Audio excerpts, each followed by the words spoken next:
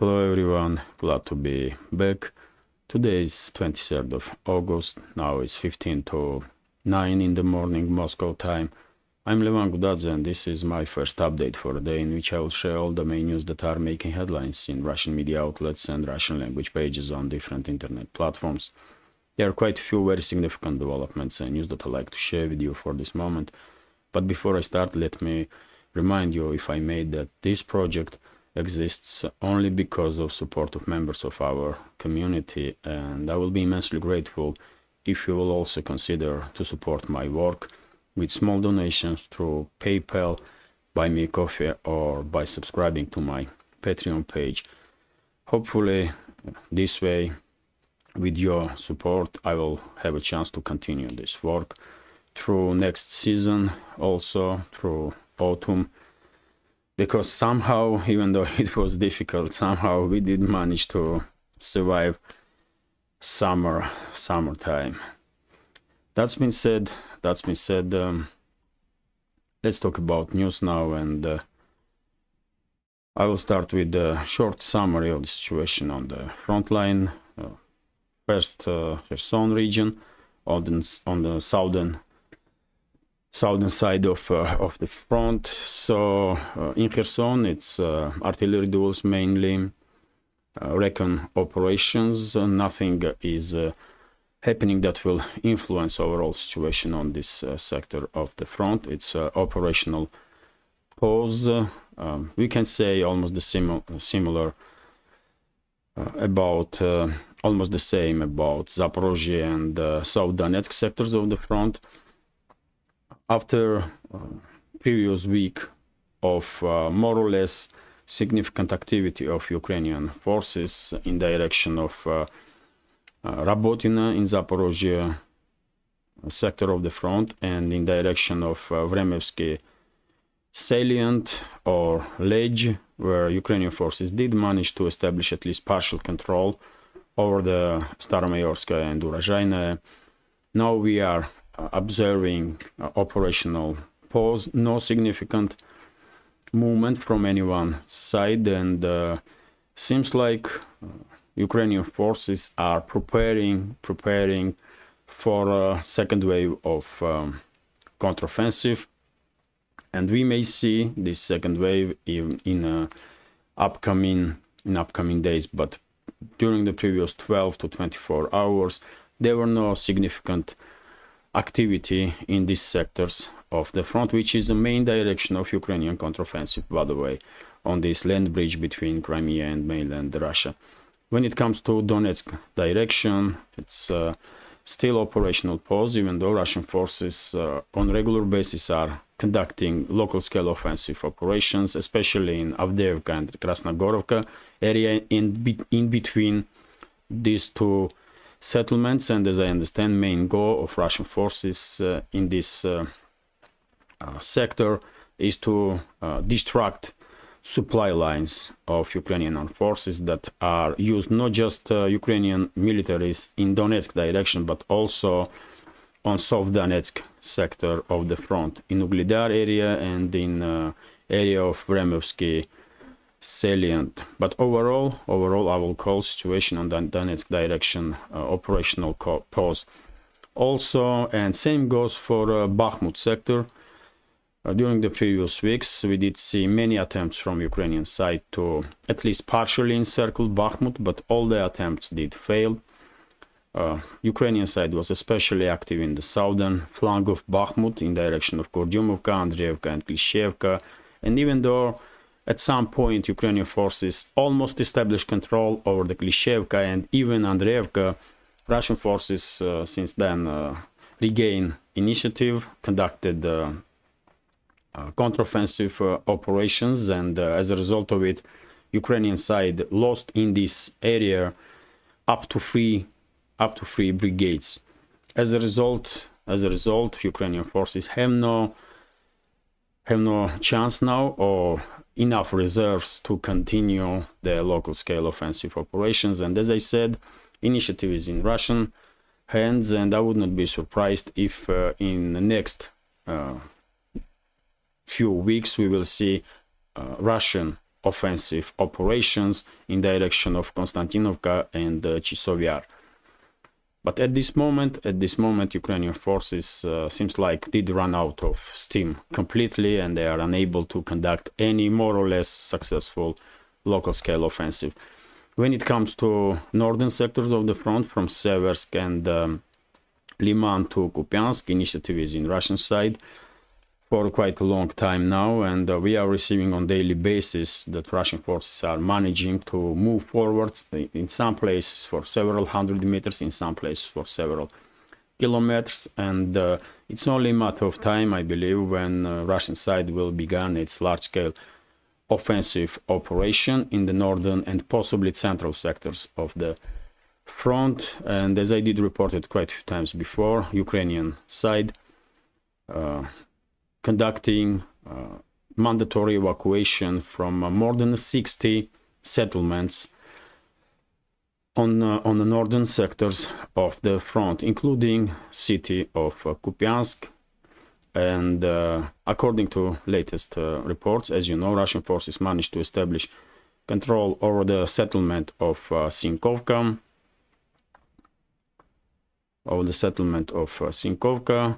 and now they are only a few kilometers away from Kupiansk. This is Sinkovka, by the way, and this forestry area is also under Russian control, mainly, as I understand, and from there to left bank of Oskol River and left side of Kupiansk city, it's only 2-3 kilometers, no more than that. But overall, right now I will call situation also operational pause or deadlock, and probably it will stay this way until Russian Defense Ministry and General Staff will green light large-scale offensive operation. This is it when it comes to a short summary of the situation on the front line. Now let's talk about some other news, and of course breaking news for this morning is yet another attempt from Zelensky and his associates to strike Moscow, Russian capital, with the drones. And according to statements of Russian officials, Defense Ministry, and also Mayor of Moscow, Sergei Sobyanin, 3 drones were launched in direction of Moscow by Ukrainian side. 2 drones were shot down by Russian air defense systems. 1 drone was suppressed by radio electronic warfare system, and as I understand, this suppressed drone, as a result of losing orientation, crashed in one of the buildings in the Moscow's financial district in Moscow city area, and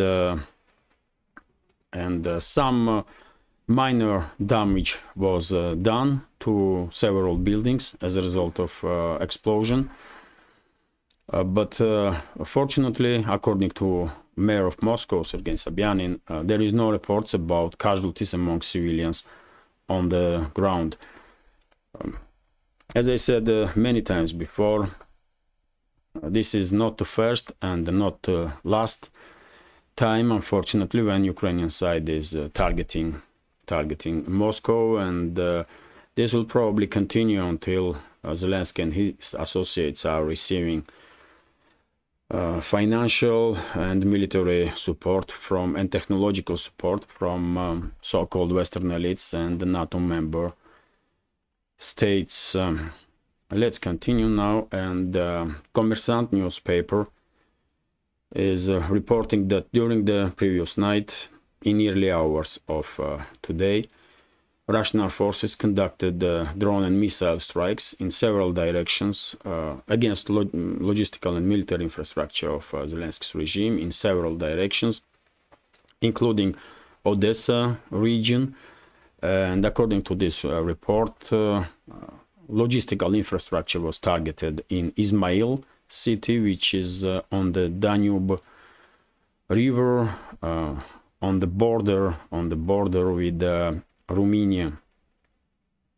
And by the way, this is Izmail city on Danube River, and border in this area goes through river, border between Ukraine and Romania. And this strike is significant because I guess this is Russian answer, or answer of Kremlin, to rumors that grain deal may be resumed without Russia.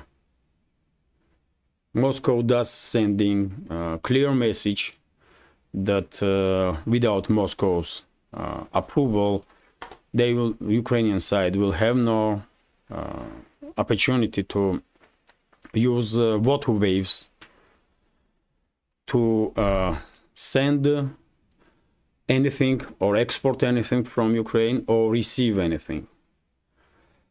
And of course, main reason for this action is that Ukrainian side did use grain deal to receive weapons and ammunition. And it's quite understandable that Moscow is quite determined to not allow Zelensky and the associates to receive weaponry through any waterway whatsoever. Even though Ukrainian side still has the opportunity to receive military equipment through NATO member states that are bordering western regions of Ukraine, Poland, Slovakia, Romania. Let's continue now. During the day, Russian Defense Ministry will probably share with public additional information about these strikes, and of course I will also report about it on my Telegram or on my second update if I'll record one during the day. But Telegram page is very useful, by the way, for this project, because I can be online. I can share additional information with you through Telegram, no matter what time is. And if you are not subscribed, please consider to do so. You will see a link under this video in the description box. It's a really useful tool because I can be in touch with you in between video updates. Let me continue now, and RIA Novosti is reporting that well, this is quite interesting. One of the voices of reason in the US right now, Colonel Douglas McGregor, did give an interview to Tucker Carlson. Probably many of you did watch this interview, and he was quite direct in his talk, and he said that if US and Western leaders will not begin work on peaceful negotiations and ending of this conflict, then it's only a matter of time, and Russian forces will reach not just the Dnieper River all along this waterway, but also western Ukraine, and Russia will have about million men right next to Lvov, which is a possibility, by the way. Undoubtedly, I did spoke about such a scenario many times before, and well, for new members, I will repeat myself, if I may, that in my reading of big picture, this conflict probably will end when Russian side will establish control over the entire Ukraine, modern Ukraine, with the exception of western regions of this failed state. When it comes to western regions, my understanding is that Poland, Romania, Hungary, and possibly Slovakia will try to establish control over these western regions, over the territories that used to be part of these states before Second World War, or even earlier than that. And basically, Colonel McGregor, with the different words, but did say almost the same, that Russian forces will reach western regions of Ukraine if peaceful negotiations are not, if West will not conduct peaceful negotiations right now. And my understanding is that not Washington, not London, not Brussels are willing to talk about peace with Moscow at least at this point.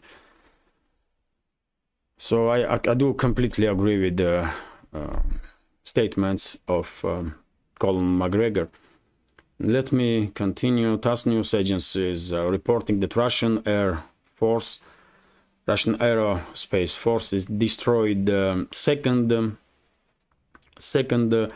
fast boat of Ukraine yesterday in the Black Sea, and according to some reports, Russian forces did manage to destroy even a third one.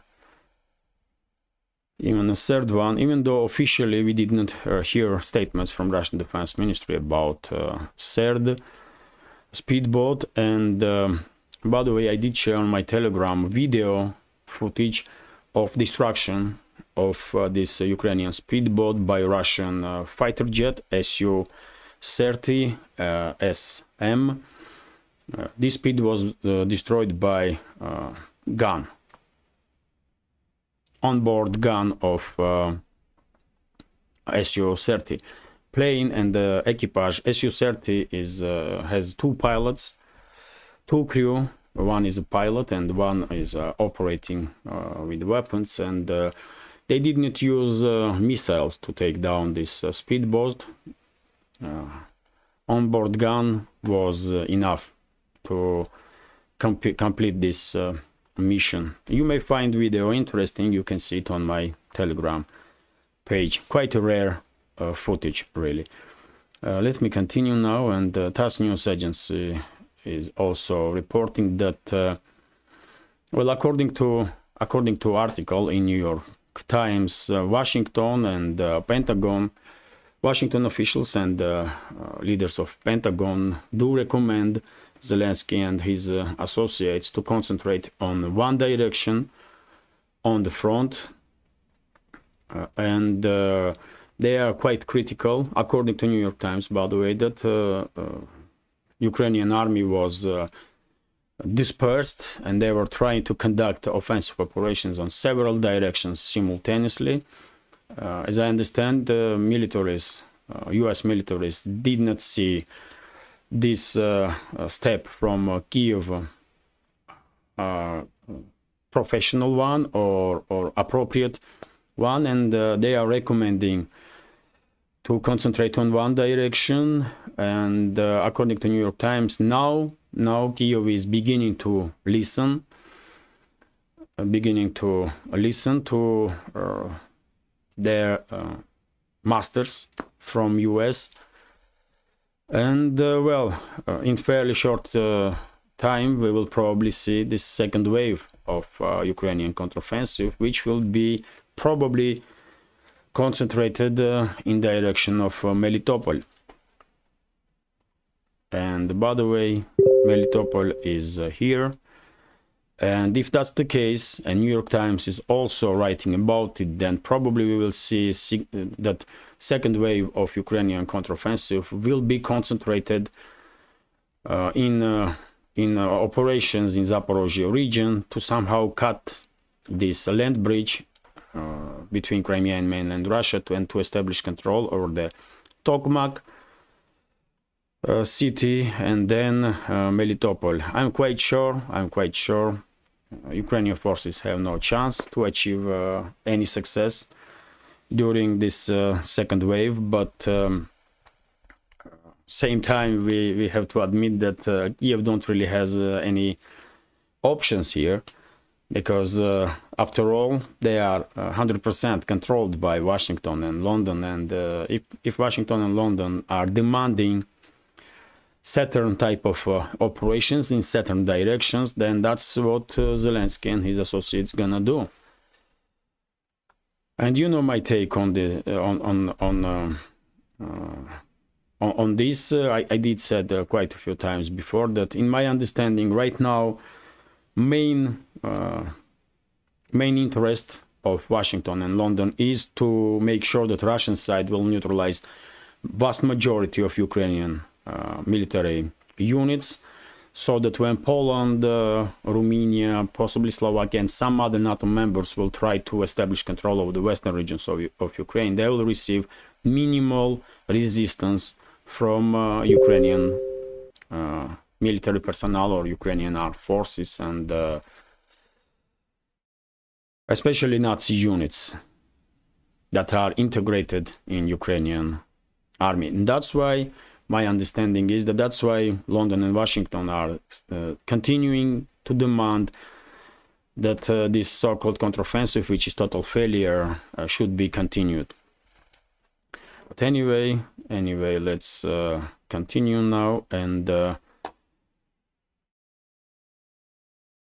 by the way, according to, I will add one more topic. According to New York Times, Pentagon is very much unhappy that in parallel with the so-called counteroffensive, Ukrainian armed forces were trying to at least partially encircle Bakhmut. They did not understand what Ukrainian armed forces were trying to achieve, especially if you take in account that Russian forces destroy at least 3 Ukrainian brigades during these clashes in last 2 months, especially in the southern flank of Bakhmut, about which I did report many times in previous updates. Let's continue now, and RIA Novosti is reporting that Russian Vostok group of forces did neutralize 8 strongholds of Ukrainian army in the central sectors of the front line. We are talking about Donetsk direction. And well, as I said in the beginning of today's update, Russian side is quite active in Donetsk direction, and they are actively working to at least partially distract these logistical lines of Ukrainian forces that are used by Ukrainian army, not just in Donetsk sector, but also in South Donetsk sector, in Ugledar and Vremevsky Ledge areas. So we have now confirmation from Russian Defense Ministry that during these local scale offensive operations, some 8 strongholds were destroyed, mainly between Krasnogorovka and Avdiivka. So I believe it's only a matter of time, and once situation with this Ukrainian so-called counteroffensive will finally resolve, once Russian side will neutralize majority of strategic reserves of Ukrainian armed forces, then I guess Russian forces will begin their offensive operations in the central and even possibly on the southern sectors of the front line. So let me continue now. And by the way, yesterday Putin had, President of Russian Federation, Vladimir Putin, had a meeting with the head of LPR. And during this conversation, Putin did touch such a subject as attitude of Zelensky and his associates towards their own citizens, towards their military personnel. And Putin did notice that he is not really understands why current leadership of Ukraine are why they don't care about lives of Ukrainian soldiers, about lives of Ukrainian citizens, and why they are continuing this pointless so-called counteroffensive when it's obvious that they have no chance to achieve anything. But yet again, it's not just Putin don't understands what Zelensky and his associates are doing. No one probably understands this this disgraceful attitude of Zelensky towards lives of citizens of Ukraine. But it is what it is. All Zelensky cares and his associates, it's themselves and their survival, their power and money. That's it. And to make their Western masters happy, to be as useful for the Western masters as possible. So RIA Novosti is also reporting that during during this night, because of time differences, I understand, Putin did address forum of BRICS in South Africa. And during his speech, he did spoke about Russian economy. He did spoke about increase of interests worldwide towards BRICS. He did spoke about real possibility that BRICS organization will become a alternative of G7, which is possible, absolutely possible, because of economical and financial might of BRICS countries that are surpassing, by the way, G7 in many ways. And well, it's hard to argue with Putin in this regard. Just yesterday, if I'm not mistaken, I did report that Chinese officials also did made quite similar statements that BRICS now is in position to become a real competitor for G7 for very same reason, because of economical and financial might. Let me continue, and by the way, this is quite interesting. We have at least partial confirmation from RIA Novosti news agency that General Sergei Surovikin was relieved from his duty as head of Russian aerospace forces, and he will be appointed, according to this report, he will be appointed on some other positions. And Russian aerospace forces have now another leader, General Viktor Afzalov.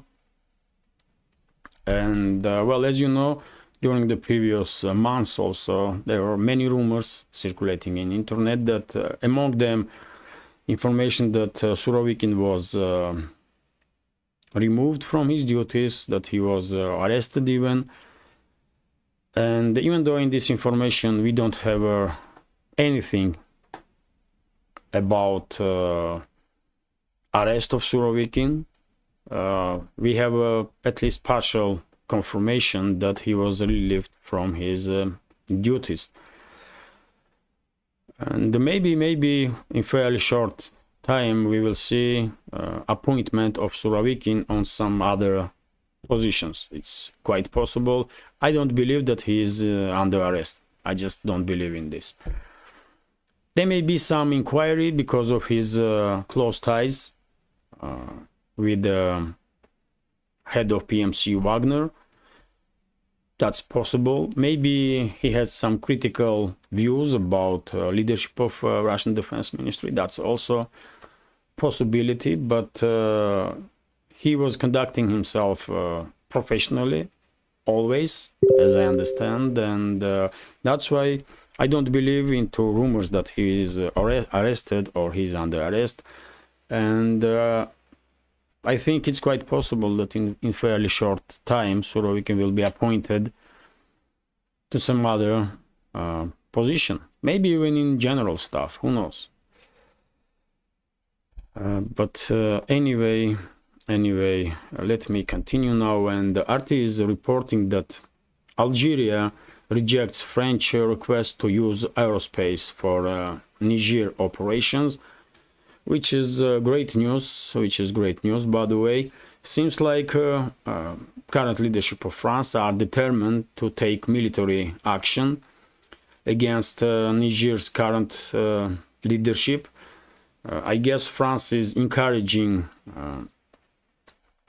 neighbors of Niger, especially ECOWAS main members or main force in ECOWAS organization, especially Nigeria, to conduct military operation against Niger. And well, let's hope that leadership of France will be unsuccessful, because many experts are saying that if France, with US or without, will manage to ignite conflict in Niger, between Niger and its neighbors, this conflict in a very short time may destabilize entire Western Africa and even Northern Africa, which will be devastating for civilians in this area. So, well done to Algeria's government if they refuse to give permission to use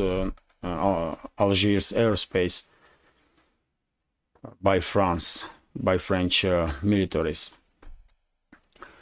Let's continue. And by the way, RT is also reporting that Putin spoke about de-dollarization. I just mentioned this a minute ago, that he did address BRICS forum, and even though he is not presented, will not be presented on BRICS summit in person, he will participate by video link. And during his speech, as I said, towards BRICS forum, he did said that one of the directions that world is moving now is de-dollarization, which is irreversible process. And probably no one will argue with this statement also, because everyone in this world now understands that they cannot rely on dollar or euro, because these currencies have been used as a weapon. And if just imagine what governments of worldwide are gonna think of many states when they see what Washington and Brussels did with their currencies against Russia. So it's obvious that world is expecting BRICS currency to emerge as a reserve currency in this world, and as a result of it, of course, the process of de-dollarization will even accelerate. So Putin is absolutely correct. And also Putin did mention that Russia become world's fifth economy, despite the pressure from the Western elites and all this sanction war, which is quite impressive result, isn't it? And Putin did said that according to World Bank, by GDP, and let me even translate entire this sentence. Come on now. So Putin recalled the data of World Bank calculations of GDP at purchasing power parity. According to this indicator, Russia ranked fifth in the world after China, US, India, and Japan, surpassing in particular Germany, which is truly quite impressive result. No one probably did expect that Russian economy will achieve any success whatsoever, because probably after this sanction war began, majority in this world were thinking that, well, Russian economy gonna tank, but not really, you know. Russian economy is doing quite well if you take into account all this pressure from so-called Western elites. But anyway, let's continue. TASS news agency is reporting that according to Turkish media, meeting between Erdogan, president of Turkey, Erdogan and president of Russia, Putin, may take place not in Turkey, but in Russia in next couple of weeks. Well, seems like Erdogan is determined to somehow achieve agreement with Russia, with Putin, to reopen this grain deal. Turkey is keen to do so, and if Putin is not willing to travel to Turkey, then seems like Erdogan is willing to go to Moscow. Okay, let's see what will come out from this meeting. But by the way, Moscow did said many times before that problem is not grain deal. Problem is that Western elites are not fulfilling their obligations towards Russia. And Putin himself did said that once Western elites, Western states will fulfill these obligations, Moscow will continue to participate in grain deal. And I don't think anything has changed since then. Western elites did not do nothing to fulfill their obligations. And by the way, also RIA Novosti is reporting that Turkey is actively working with UN to on proposals to Russia when it comes to grain deal. New proposals, and maybe during possible visit of Erdogan in Moscow, President of Turkey will share these new proposals with the Russian president. But yet again, UN did nothing basically to influence Western states so that Russian interests will be acknowledged. And I don't think anything will change in this regard anytime soon. So one can understand why Turkey is so keen to reopen this grain deal, resume this grain deal. Turkey was benefiting from it. Turkey was a major transit hub. And through Turkey was exported not just grain and some other agricultural produce from Ukraine, but grain was also processed in Turkey, which is thousands and thousands of jobs and money flow for Turkish economy. But yet again, Russia has to think about its own interests first of all. Even if current relationships between Moscow and Ankara are somewhat normal, maybe not exactly the friendly or strategic one, but at least not hostile. So let me continue. And RT is reporting that Western companies ignoring G7's Russian oil price cap. And this is reported in an article on Bloomberg. And the main point in this, let me read a few sentences. So exports of Russian oil using Western insured tankers are continuing despite the fact that the price of Urals grade, Urals is a Russian oil, by the way, that's Russian oil mark or grade. Despite the fact that the price of Urals grade has jumped above the $60 per barrel cap set by group of G7 countries and the EU, Bloomberg reports on Monday. According to this news agency, about 40% of vessels carrying crude oil from Russia's Baltic and Black Sea ports were either owned or insured by companies based in countries that signed up to the price cap. Urals was trading at about $71 per barrel on Friday at Russia's ports, according to Argus Media. So, well, as I said quite a few times before, many companies worldwide, and that's, including in the Western states, are trying to somehow stay on Russian market to maintain themselves in Russia, and insurance companies are no difference really. They are making huge amounts of money by insuring these ships, and they are trying their best to somehow stay on in Russia, and same time avoid political pressure from Western elites. As long as they are able to do so, they will continue their work with Russian companies and in Russia.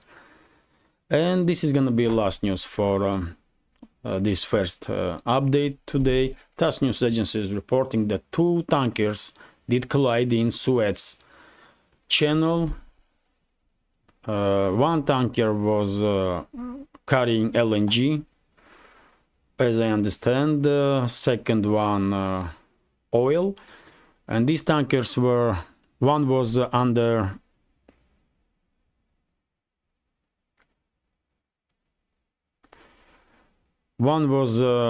belonged to Singapore, as I understand, and second tanker was from Cayman Islands, or at least under flags of Singapore and Cayman Islands. There are no reports about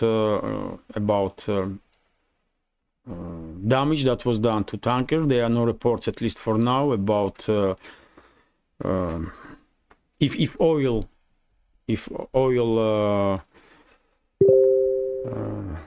did how should I say, did enter water. Let me